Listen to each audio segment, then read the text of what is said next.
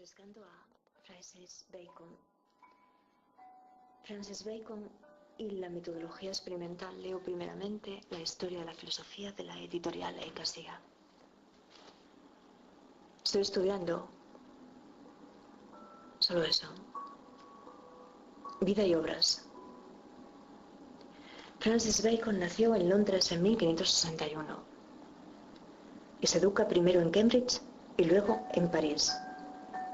Su padre ocupó un importante cargo administrativo bajo el reinado de Isabel I, e incluso su tío, William Cecil, llegó a ser el ministro principal de la reina. A pesar de estas favorables circunstancias, mientras Isabel permaneció en el trono, Bacon no logró ver satisfechas sus muy evidentes aspiraciones políticas con algún nombramiento de cierto prestigio. Pero la suerte cambió cuando sube al trono Jacobo I, pues es nombrado fiscal de la corona y recibe, entre otros, el título de barón de Brulan.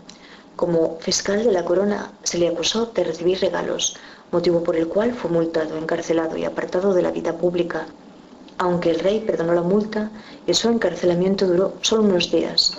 Su estrella se había apagado definitivamente. Desde este suceso hasta su muerte en 1626, solo me dieron 5 oscuros años dedicados al trabajo en la que deseaba fuera su obra cumbre, la Gran Instauración. La edición de referencia de su obra corrió a cargo de J. Spedding, R. L. Ellis y T. D. Heath, y se publicó en Londres entre 1857 y 1834. Consta de 7 volúmenes que llevan por título Los trabajos de Francis Bacon. Esta misma edición fue reeditada en 1963, ahora a través de Torre de Babel.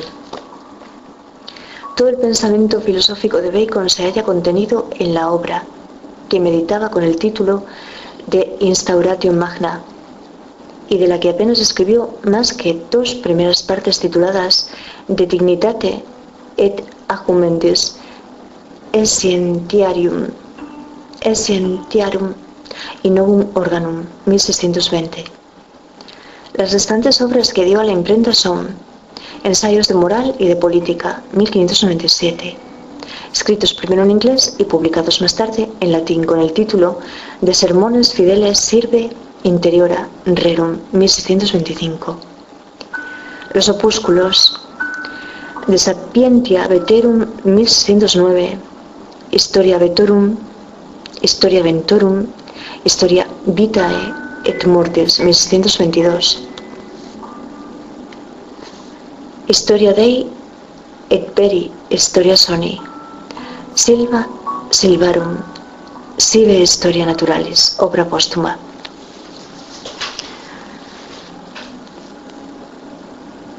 Apartado 2. En la historia de la filosofía. El profeta de la Revolución Industrial. La aplicación del conocimiento científico y técnico a la mejora de las condiciones materiales de la vida de los hombres es, a juicio de Bacon, el objetivo central de su filosofía. A pesar de sus meritorias contribuciones al método experimental, la intención primera de Bacon parece haber sido más la reforma de la sociedad que la reforma de la lógica. De hecho, la que a la postre sería su obra más leída, el Novum Organum, no se publicó por separado en vida del autor, pues éste la consideraba solo una de las 6 partes del auténtico manual inacabado de su proyecto de reforma social, la Gran Instauración. El objetivo central de ese programa reformador sería el de conseguir una mejora sin precedentes en las condiciones materiales de la vida humana. Para tal fin, piensa Bacon, resultaría imprescindible poner a disposición de los hombres toda suerte de nuevas técnicas, artefactos e industrias que aliviaran los aspectos más penosos de la existencia y la hicieran más grata y feliz. Pero eso solo sería posible como resultado de un conocimiento tan profundo como fuera posible del funcionamiento de la naturaleza, pues solo conociéndola lograríamos dominarla, someterla a nuestro control, reorientar sus leyes en nuestro provecho, Finalmente será preciso aplicar ese dominio al desarrollo de técnicas que mejoren la vida de los hombres.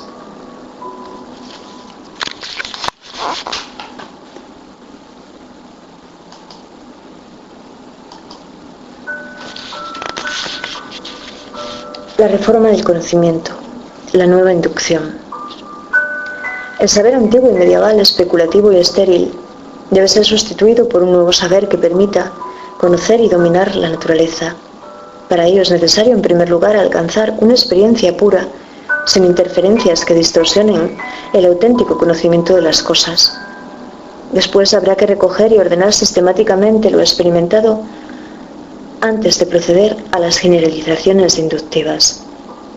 El primer obstáculo con que se encuentra el programa de reforma social es, a juicio de Bacon, la completa esterilidad e inutilidad del saber antiguo, el de los griegos y el de la escolástica medieval. Convertido, dice, en pura especulación superflua y hueca, el antiguo saber olvida el esencial compromiso práctico que todo conocimiento ha de tener con el hombre. Desconoce, en fin, que el valor de la ciencia depende de su potencialidad para dominar la naturaleza y de ese modo mejorar la vida humana. Era preciso, pues, reformar profundamente el conocimiento y, en particular, anular la lógica aristotélica, ese fino pero vacío instrumento que solo sirve para poder pensar y así elaborar otra nueva lógica decididamente orientada a poder actuar. Esta reforma debería concretarse en la formulación de un nuevo modelo de inducción que permitiera recuperar la relación directa del conocimiento con las cosas mismas, evitando así la mediación de las falsas especulaciones de los filósofos que, lejos de favorecer el conocimiento de la naturaleza, entorpecían con sus telarañas especulativas el acceso a la auténtica experiencia. Era preciso, pues, realizar un proceso de depuración de la conciencia hasta dejarla libre de todas las impurezas que se interponían entre ella y las cosas. Habría que recuperar el contacto directo con la naturaleza, mirarla sin interferencias, convertirse en niño, dice Bacon, para alcanzar el trato inmediato con las cosas, fuente originaria del auténtico conocimiento. Curiosamente, en algunos momentos Bacon parece sugerir que ese estado de armonía perfecta entre el hombre y las cosas ya se habría producido en un tiempo originario, en una remota edad de oro de la humanidad. De hecho, el título de la Gran Instauración alude precisamente a ese trato directo de la mente con las cosas, que debería ser restaurado, recobrando así su perfección original. Otras veces, en cambio, entiende como algo absolutamente nuevo el horizonte del que él mismo se sentía profeta, con una ciencia embarcada en el dominio de la naturaleza y en transformar radicalmente a través de la técnica la vida del hombre. La nueva inducción, parte crítica. El primer paso de este ambicioso programa de reforma social debería ser la transformación del saber antiguo y, en particular, de Aristóteles. Tal empresa la acomete en su Novum Organum, concebida originalmente como la segunda parte de la Gran Instauración. Naturalmente, el título refleja ya su deseo de alejarse de los escritores aristotélicos de lógica, nombrados genéricamente Organum Aristotélico. A su vez, divide el Novum Organum en dos partes: pars destruens, parte crítica o negativa, y pars construens, parte constructiva o positiva. En esa primera parte crítica se plantea que, antes de iniciar el proceso de investigación científica en sentido propio, es preciso, dice, someter al sujeto a un proceso de depuración que le deje libre de todo tipo de obstáculos que pudieran interponerse entre él y la realidad. Se trata, como vimos, de recuperar el trato directo e inmediato de la mente con las cosas, como si se tratara de un espejo que solo pudiera reflejar fielmente el mundo cuando está perfectamente pulido, libre de manchas y rugosidades. Así, el sujeto solo puede describir el mundo cuando su mente está limpia de cualquier interferencia. Ese proceso depuratorio consistiría en la crítica de cierto tipo de ideas, prejuicios o creencias que residen en la mente y obstaculizan el conocimiento. Bacon llama ídolos como si fueran falsos dioses dispuestos a bloquear el acceso a la verdad. Bacon los llama ídolos como si fueran falsos dioses dispuestos a bloquear el acceso a la verdad. Son de 4 tipos. Ídolos de la tribu, idolatribus, son comunes a todos los hombres, pues tienen su origen en la propia naturaleza de la mente. Esta, dice, tiende a suponer que en la naturaleza hay más singularidades que las que verdaderamente hay. Tiende rápidamente a formular generalizaciones sin fundamento sólido y olvida con frecuencia las limitaciones propias de nuestros sentidos. Ídolos de la caverna, ídola specus, provienen en cambio de la cultura y el medio social, en alusión al mito platónico. Estos ídolos funcionan como si cada hombre tuviera en su interior una caverna. A través que estoy súper cansada ahora mismo, ya son las 20 horas y 13 minutos y yo me levanté a las 5 menos 20. Ídolos de la caverna, ídola specus, provienen en cambio, y estoy aquí, provienen en cambio de la cultura y el medio social, en alusión al mito platónico. Estos ídolos funcionan como si cada hombre tuviera en su interior una caverna a través de la cual filtrara la información que le llega del mundo y la alterara al pasarla por el tamiz de su educación, lecturas, costumbres, propensiones particulares. Es como si en nuestro interior tuviéramos un espejo que alterara la imagen que nos llegase de la naturaleza. Ídolos de la plaza, ídola fori, también llamados del mercado, se originan en el lenguaje porque en él abundan las ambigüedades y los usos poco precisos que añaden confusión y entorpecen el acceso a la verdad, el trato inmediato con las cosas. Ídolos del mercado se originan en el lenguaje porque en él abundan las ambigüedades y los usos poco precisos que añaden confusión e entorpecen el acceso a la verdad, el trato inmediato con las cosas. Ídolos del teatro, ídola teatri. Por último, los ídolos del teatro son productos de las doctrinas filosóficas, de sus dogmas y de sus falsas demostraciones.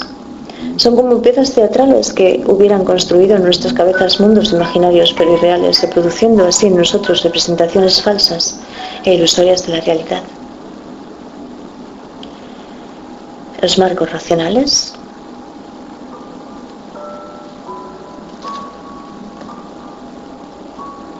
Entonces, aquí, ídolos de la tribu. Un segundo, que es que si no,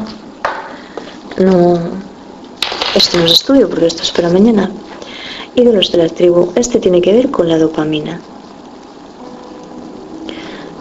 Porque dice que la mente humana tiende a suponer que en la naturaleza hay más singularidades que las que verdaderamente hay, y tiende rápidamente a formular generalizaciones sin fundamento sólido y olvida con frecuencia las limitaciones propias de nuestros sentidos. Y sí, yo hasta ahora encuentro que este es el patrón de la dopamina. Luego, ídolos de la caverna con las neuronas espejo y también con otra cosa muy interesante que he descubierto últimamente y que, un segundo, me tengo que consultar cómo se llama este tipo. Pues tengo que volver a visualizar a Mark Pagel, que tiene una teoría que desentraña en cómo el lenguaje transformó a la humanidad, cómo transformó a la humanidad, y que precisamente lo hace derivar de aquí, del espejo. Entonces provienen en cambio de la cultura y el medio social, en alusión al mito platónico, pero esto es anterior. Estos ídolos funcionan como si cada hombre tuviera en su interior una caverna a través de la cual filtrara la información que le llega del mundo y la alterara al pasarla por el tamiz de su educación, lecturas, costumbres o propensiones particulares. Es como si en nuestro interior tuviéramos un espejo que alterara la imagen que nos llega de la naturaleza. Ídolos de la plaza, también llamados del mercado, se originan en el lenguaje. Entonces, sí, es que parece ser que el tipo controlaba, porque este es el biológico, este es el factor racional que se inicia, este es el resultado de la teoría de Mark-Pagel, porque en él abundan las ambigüedades y los usos un poco precisos que añaden confusión y entorpecen el acceso a la verdad. Y luego estos son los marcos racionales, los ídolos del teatro.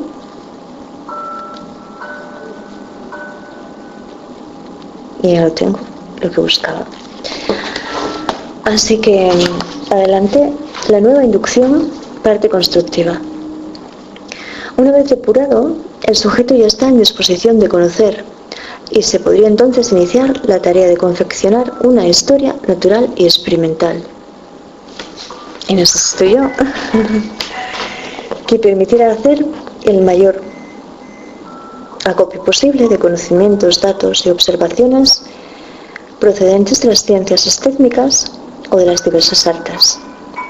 Pero el modelo inductivo aristotélico propone una recogida asistemática, azarosa y acrítica de la información de la experiencia, y además tiende demasiado precipitadamente a realizar generalizaciones con poca base experimental. Es imprescindible, pues, proponer un nuevo método inductivo, capaz de recoger sistemáticamente los datos, ordenarlos de acuerdo. Es que lo tenía subrayado esto, así que me debió afectar bastante. Ordenarlos de acuerdo a ciertos criterios, someterlos en suma al control de una razón.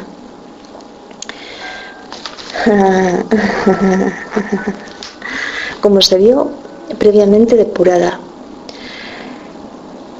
En un segundo momento, y a medida que vamos observando lo común a varios fenómenos, habría que proponer gradualmente generalizaciones cada vez más comprensivas. Yo estoy muy lejos de esto.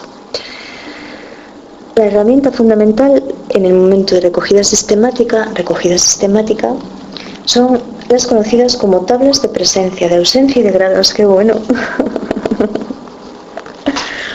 Mediante el primer tipo de tablas se recogerían los casos en los que un determinado fenómeno está presente. Por el contrario, en las tablas de ausencia se notarían aquellos casos en los que, en condiciones similares a los anteriores, el fenómeno en cuestión no aparece, procurando establecer qué hay de común y qué de diferente entre unos y otros casos. Por último, las tablas de grados ordenarían sistemáticamente los casos en función de que en ellos el fenómeno estudiado apareciera con mayor o menor intensidad. Gracias al trabajo previo de las tablas podríamos excluir ciertas hipótesis sobre las causas del fenómeno y seleccionar otras como más probables. De este modo realizaríamos la primera aproximación explicativa, la primera generalización inductiva. Se trataría ahora de ir ascendiendo poco a poco con generalizaciones cada vez más amplias. Eso pueden ser dos cosas. Bueno, casi que una. La sirena de una ambulancia o la de la policía.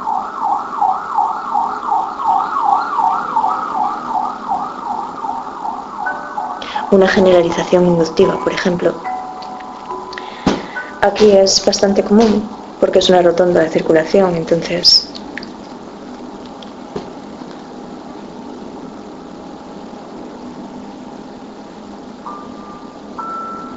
de este modo realizaríamos la primera aproximación explicativa, la primera generalización inductiva. Se trataría ahora de ir ascendiendo poco a poco por generalizaciones cada vez más amplias.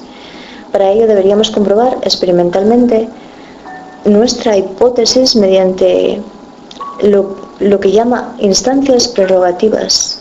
Diferencia 27 tipos de instancias, pero la que más nos interesa es la instancia crucial, entendiendo por tal un experimento que sirviera para determinar de manera decisiva y concluyente si cierta causa es o no la responsable de cierto efecto, que yo estoy en ello. En el límite de la generalización encontraríamos lo que Bacon llama formas. Los fenómenos, dice, son múltiples y aparentemente dispares, pero si conseguimos comprenderlos adecuadamente, descubriríamos como auténticas causas suyas un número relativamente reducido de formas. Ellas constituyen, pues, la explicación última de todo lo que observamos, y tan reducido. Pero con esta propuesta se resucita el viejo problema de las formas de los conceptos universales, de si cabe interpretarlos en clave ontológica o si más bien han de ser pensados como herramientas útiles a efectos de organización de la experiencia. Clave ontológica o bien es clave categorial o bien es clave del ser. Pero la experiencia es el ser ahí. A pesar de su nominalismo, Bacon abona en ocasiones la explicación ontológica y parece entender por tales formas algo muy parecido, curiosamente, a la idea aristotélica de sustancia segunda, como definidora tanto de la estructura de la cosa como de su dinamismo interno. Y ahora aparto de este libro y voy a ver una cosa que es que me flipó en Wikipedia.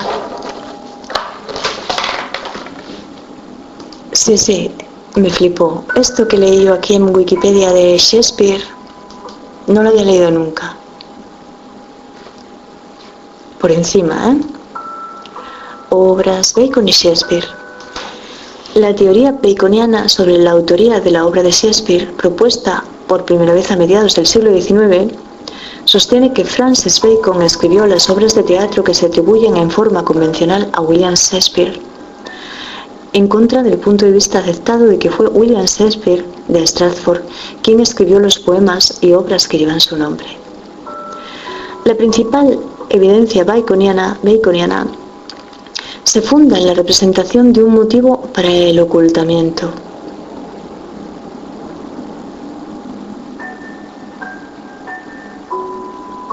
La principal evidencia baconiana se funda en la representación de un motivo para el ocultamiento.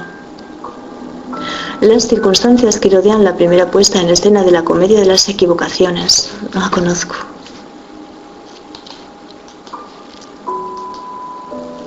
La comedia de las equivocaciones fue escrita Geón y Emilia tuvieron gemelos. Y ese mismo día Geón compró otros 2 gemelos recién nacidos de una familia humilde, a una familia humilde para que cada uno de estos fuese un sirviente para cada uno de sus hijos. En un desafortunado viaje, un naufragio los separa, y Geón con uno de sus hijos y uno de los niños criado por un lado, Emilia por otro, y el resto de la familia terminará en Éfeso, la patria de Heráclito. Así perdieron el contacto. Después de varios años, Antífolo y Dromio de Siracusa era en Arquímedes, deciden salir a recorrer el mundo en busca de su hermano Antífolo y de su madre Emilia, y entre los muchos lugares que visitan llegan a Éfeso. Apenas desembarcan, comienzan a ser confundidos con Antífolo y Dromio de Éfeso, tanto por la población de la ciudad como por su mujer y cuñada, e incluso entre ellos mismos cuando coinciden con Antífolo de una ciudad con un Dromio de la otra. Así transcurre toda la obra entre inverosímiles extrañas situaciones.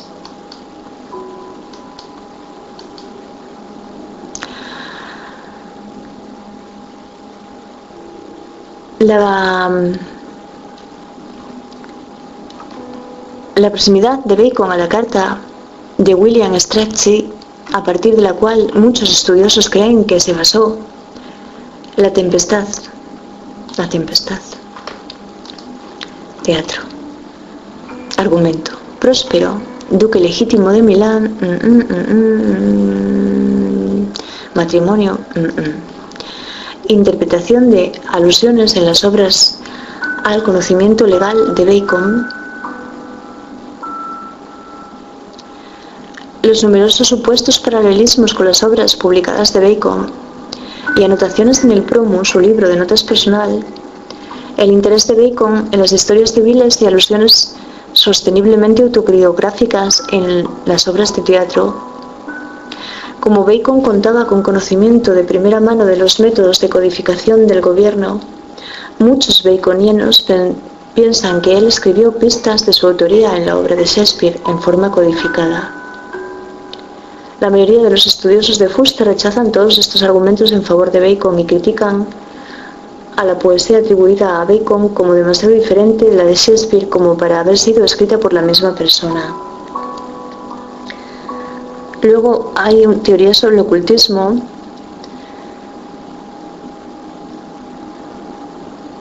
La supuesta conexión de Bacon con los Rosacruces y los francmasones ha sido ampliamente comentada en numerosos libros. Sin embargo, otros, entre los que se encuentra Daphne du Maurier, han sostenido que no existe evidencia sustancial. Bueno, así ahora repasar únicamente una cosa que dijo, que es que la lógica en uso es más propia para conservar y perpetuar los errores que se dan en las nociones vulgares que para descubrir la verdad, de modo que es más perjudicial que útil. Y yo, por ejemplo, llevarme también para la cama esto como lenguaje, y así lo refresco. El biólogo Mark Pagel comparte una teoría interesante acerca de por qué los seres humanos evolucionaron, nuestro complejo sistema de lenguaje. Él sugiere que es una tecnología social que permitió a las tribus humanas primitivas, acceder a una poderosa herramienta, la cooperación. La característica, dice, más poderosa, peligrosa y subversiva que la selección natural ha creado es una tecnología auditiva neural para renovar la mente de otras personas. Estoy hablando del lenguaje, por supuesto, porque te permite implantar un pensamiento de tu mente directamente en la mente de otra persona. Y ellos pueden tratar de hacerte lo mismo sin tener que realizar una cirugía. Por el contrario, cuando hablan, están usando una forma de telemetría no muy diferente de la del control remoto del televisor. La única diferencia es que mientras ese dispositivo depende de pulsos de luz infrarroja, el lenguaje depende de pulsos de sonido diferenciados.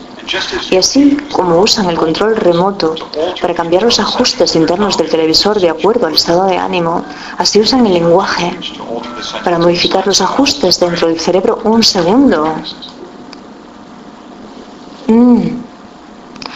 Bueno, los lenguajes son genes que hablan y obtienen las cosas que quieren. Imaginen el asombro de un bebé cuando recién descubre que solo con emitir un sonido puede mover objetos en una habitación, como por arte de magia.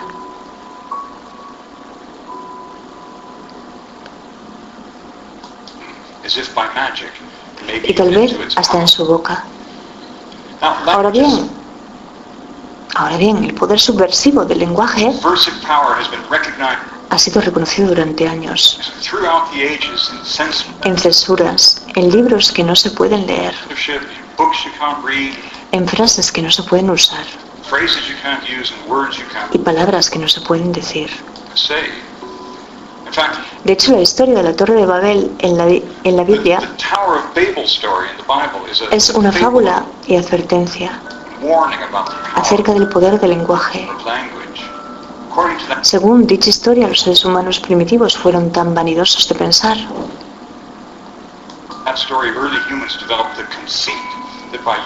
que al usar el lenguaje para trabajar en conjunto podían construir una torre que los llevaría hasta el cielo. Así Dios, furioso por este intento de usurpar su poder, destruyó la torre y, para asegurarse de que nunca se reconstruiría, dispersó a las personas dándoles diferentes idiomas. Los confundió dándoles diferentes idiomas. Y esto y lleva la grandiosa ironía de que nuestros idiomas existen para evitar que nos comuniquemos. Incluso hoy, sabemos que hay palabras que no podemos usar, frases que no podemos decir, porque si lo hacemos, nos podrían increpar, encarcelar o incluso matar. Y todo esto a partir de un soplido que proviene de nuestra boca. Todo este escándalo por uno solo de nuestros rasgos. Nos dice que hay algo que vale la pena explicar. Y esto es cómo y por qué evolucionó esta característica extraordinaria y por qué lo hizo solamente en nuestra especie.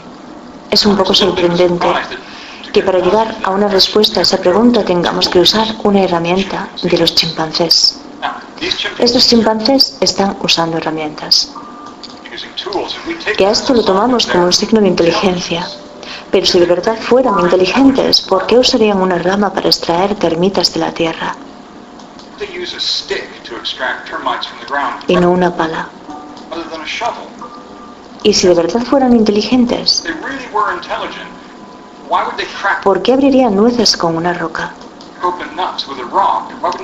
¿Por qué simplemente no van a un negocio y compran una bolsa de nueces? Porque no tienen dinero que alguien ya haya abierto. ¿Por qué no? Si eso es lo que hacemos nosotros, bien, la razón por la que los chimpancés no lo hacen, lo hacemos porque nos acostumbran al dinero. Es porque no tienen lo que los psicólogos y antropólogos llaman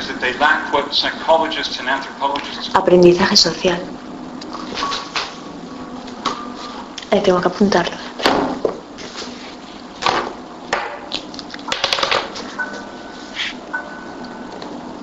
Aprendizaje social.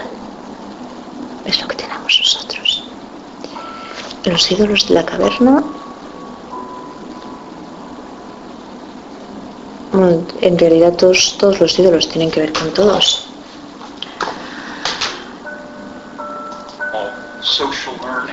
Parece ser que no tienen la capacidad de aprender de los demás, copiando, imitando, o simplemente mirando. Como resultado, no pueden mejorar las ideas de los demás, ni aprender de los errores de los otros, ni sacar provecho de la sabiduría de otros, y por eso hacen lo mismo una y otra vez. En realidad podríamos desaparecer por 1 millón de años y volver. Y estos chimpancés estarían haciendo lo mismo, con las mismas ramas para las termitas y las mismas rocas para abrir las nueces. Esto puede sonar arrogante o incluso de un orgullo exagerado, ¿cómo lo sabemos? Porque esto es exactamente lo que hizo nuestro ancestro, el Homo erectus. Estos simios erguidos evolucionaron en la sabana africana hace 2 millones de años. E hicieron estas magníficas hachas que encajan perfectamente en nuestras manos, pero si miramos el registro de fósiles podemos ver que ellos hicieron las mismas hachas una y otra vez, durante 1 millón de años. Puede verse en el registro de fósiles. Ahora bien, si hacemos algunas suposiciones, ¿cuánto pudo haber vivido su generación? Son unas 40.000 generaciones de parientes a hijos y otros individuos que miraban, en las que el hacha no cambió. Incluso no está claro que nuestros parientes más cercanos, los neandertales, hayan tenido aprendizaje social. Seguramente sus herramientas eran más complicadas que las de Homo erectus, pero también mostraban muy poco cambio en los casi 300.000 años que esa especie, los neandertales, vivió en Eurasia. Entonces, lo que esto nos dice es que, al contrario del viejo dicho, lo que hace el mono, hace la mona. Lo sorprendente es que el resto de los animales no pueden hacer eso, al menos no tanto. E incluso esta imagen tiene un dejo sospechoso de haber sido falsificada, algo del circo Panum, pero comparando podemos aprender observando a otras personas y copiando o imitando lo que pueden hacer. Luego podemos decidir entre muchas opciones la mejor. Observando, copiando, imitando. Voy a apuntar estas palabras. Observando, copiando fue el libro que... los libros. Y luego con mis cuadernos. Depende. Podemos sacar provecho de las ideas de otros, podemos basarnos en su sabiduría y como resultado nuestras ideas se acumulan y nuestra tecnología evoluciona. Voy a contarlo también aquí, nuestras ideas se acumulan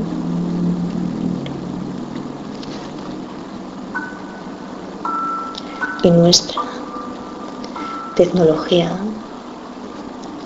evoluciona.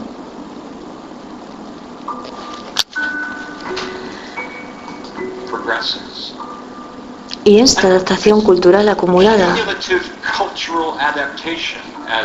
como la llaman los antropólogos, esta acumulación de ideas es responsable de todo lo que está a tu alrededor, en tu alboroto de la vida diaria. El mundo ha cambiado, pero cuando surgió nuestra especie, va muy rápido a veces. Hace unos 200.000 años, un tiempo después de que saliéramos de África y nos esparciéramos por todo el mundo, ocupando casi todo el hábitat sobre la Tierra, mientras otras especies están confinadas a lugares a los que sus genes les adaptan. Con aprendizaje social y lenguaje nosotros podemos transformar el medio ambiente para favorecer nuestras necesidades. Entonces prosperamos de una manera que ningún otro animal ha hecho. El lenguaje es verdaderamente la característica más importante que ha evolucionado. Es la característica más valiosa que tenemos para convertir nuevas tierras y recursos en más gente y sus genes. Esto me gusta mucho. Para convertir el lenguaje es la mejor característica que tenemos.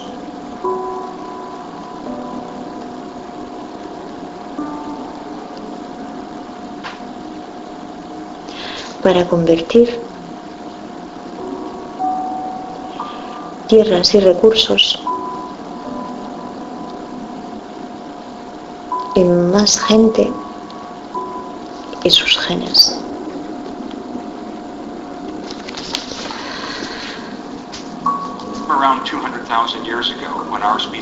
Que la selección natural jamás haya ideado. El lenguaje realmente es la voz de nuestros genes.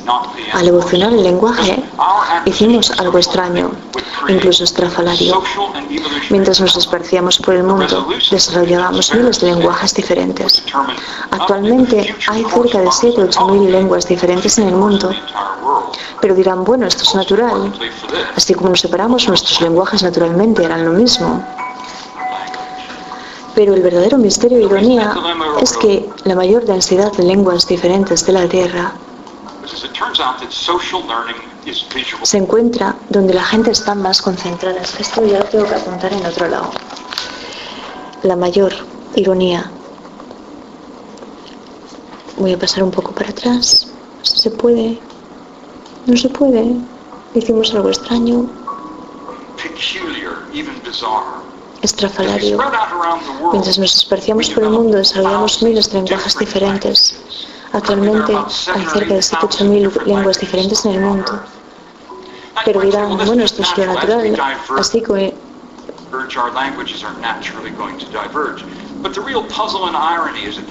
Es que, ironía, misterio. La mayor densidad de lenguas... Ya son 39 minutos,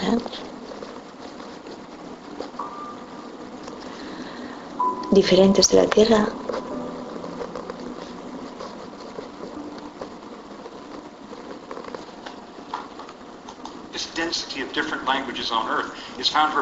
Se encuentra donde la gente está más concentrada.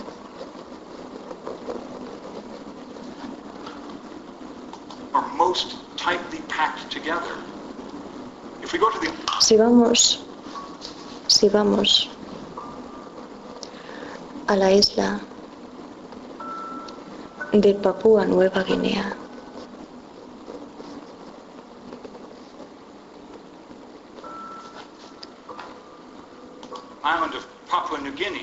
podemos encontrar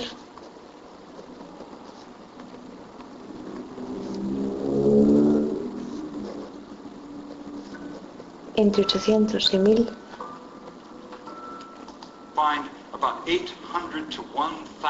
lenguajes humanos distintos.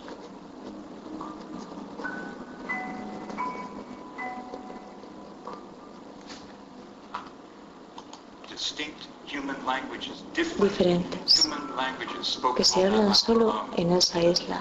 Hay lugares en esa isla donde se puede encontrar una lengua. Hay lugares en esa isla.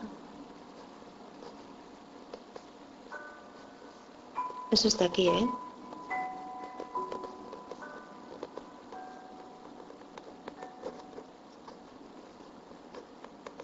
Cada 3 o 4 kilómetros. Aunque parezca mentira. Una vez conocí a un hombre papú y le pregunté si esto era cierto y me dijo, no, está mucho más cerca que eso. Es verdad que hay lugares en esa isla donde pueden encontrar un nuevo lenguaje en menos de 1 kilómetro. Menos de 1 kilómetro. Un nuevo lenguaje.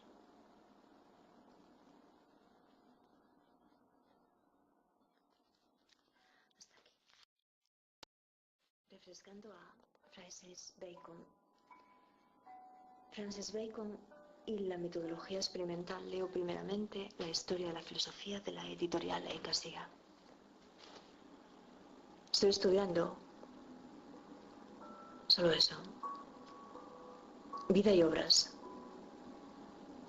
Francis Bacon nació en Londres en 1561 y se educa primero en Cambridge y luego en París. Su padre ocupó un importante cargo administrativo bajo el reinado de Isabel I, e incluso su tío, William Cecil, llegó a ser el ministro principal de la reina. A pesar de estas favorables circunstancias, mientras Isabel permaneció en el trono, Bacon no logró ver satisfechas sus muy evidentes aspiraciones políticas con algún nombramiento de cierto prestigio. Pero la suerte cambió cuando sube al trono Jacobo I, pues es nombrado fiscal de la corona y recibe, entre otros, el título de barón de Brulan. Como fiscal de la corona se le acusó de recibir regalos, motivo por el cual fue multado, encarcelado y apartado de la vida pública, aunque el rey perdonó la multa y su encarcelamiento duró solo unos días. Su estrella se había apagado definitivamente. Desde este suceso hasta su muerte en 1626, solo me dieron 5 oscuros años dedicados al trabajo. Historia Dei et Veri Historia Soni, Silva Silvarum, Sive Historia Naturalis, obra póstuma.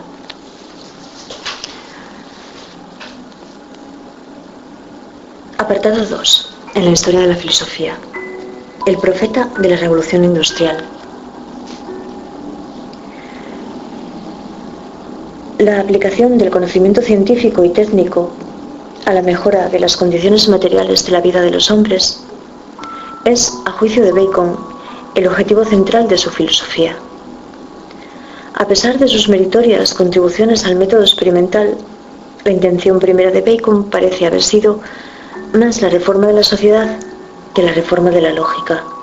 De hecho, la que a la postre sería su obra más leída, el Novum Organum, no se publicó por separado en vida del autor, pues éste la consideraba solo una de las 6 partes del auténtico manual inacabado de su proyecto de reforma social, la Gran Instauración.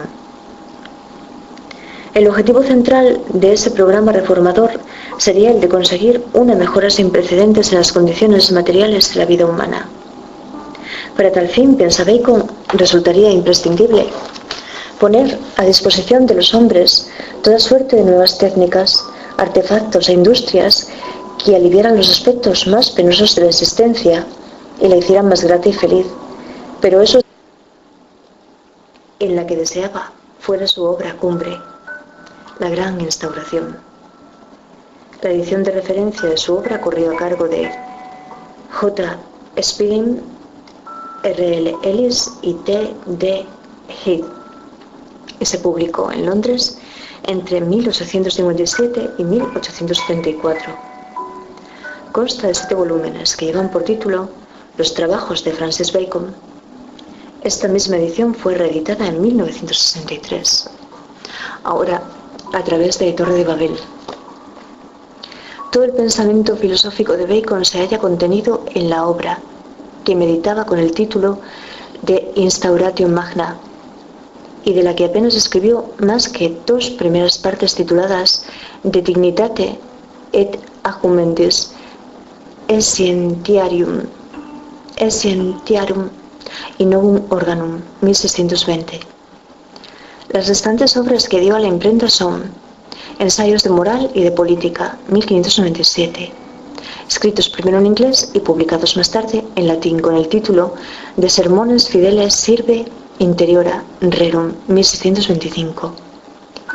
Los opúsculos De Sapientia Veterum, 1609, Historia Ventorum, Historia Vitae et Mortis, 1622. Solo sería posible como resultado de un conocimiento tan profundo como fuera posible del funcionamiento de la naturaleza, pues solo conociéndola lograríamos dominarla, someterla a nuestro control, reorientar sus leyes en nuestro provecho. Finalmente será preciso aplicar ese dominio al desarrollo de técnicas que mejoren la vida de los hombres.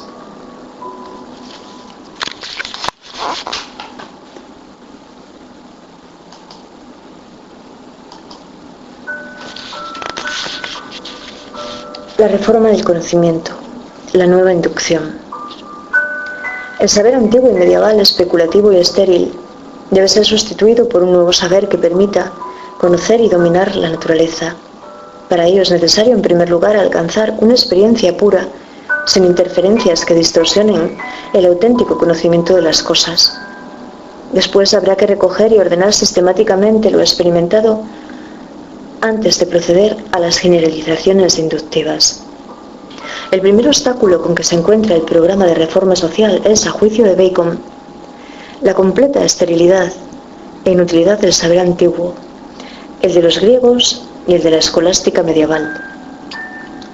Convertido, dice, en pura especulación superflua y hueca, el antiguo saber olvida el esencial compromiso práctico que todo conocimiento ha de tener con el hombre. Desconoce, en fin, que el valor de la ciencia depende de su potencialidad para dominar la naturaleza y de ese modo mejorar la vida humana. Era preciso, pues, reformar profundamente el conocimiento y, en particular, anular la lógica aristotélica, ese fino pero vacío instrumento que solo sirve para poder pensar y así elaborar otra nueva lógica decididamente orientada a poder actuar. Esta reforma debería concretarse en la formulación de un nuevo modelo de inducción que permitiera recuperar la relación directa del conocimiento con las cosas mismas, evitando así la mediación de las falsas especulaciones de los filósofos que, lejos de favorecer el conocimiento de la naturaleza, entorpecían con sus telarañas especulativas el acceso a la auténtica experiencia.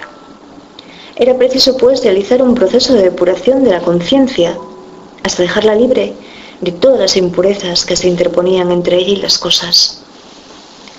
Habría que recuperar el contacto directo con la naturaleza, mirarla sin interferencias, convertirse en niño, dice Bacon, para alcanzar el trato inmediato con las cosas, fuente originaria del auténtico conocimiento. Curiosamente, en algunos momentos Bacon parece sugerir que ese estado de armonía perfecta entre el hombre y la